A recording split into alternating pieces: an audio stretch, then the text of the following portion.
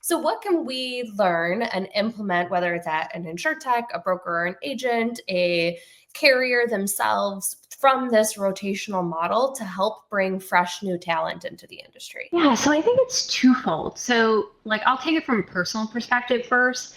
This type of model really builds resiliency within a person. I had to start over every couple of years, and I knew the bank culture, so I was able to adapt much quicker. And I joke, but that retained me. I was there for 7 years, and when I left, my email saying goodbye to everybody literally said, "Thanks for keeping the intern around for 7 years." It was really crucial to kind of like it allowed me to be able to adapt. It allowed me to get comfortable with raising my hand for things that necessarily weren't within my scope.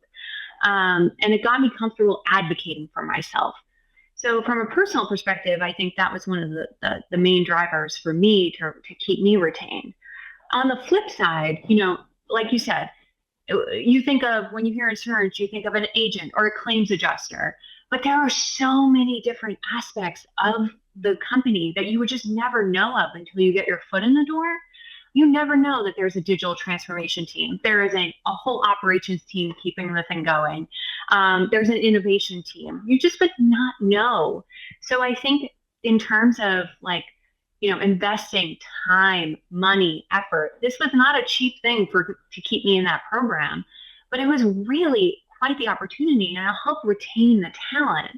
And I think too, there's also, I did it at an entry level when I was still there, and I have no idea if they still do this, but there was another layer to this where there was a management level program.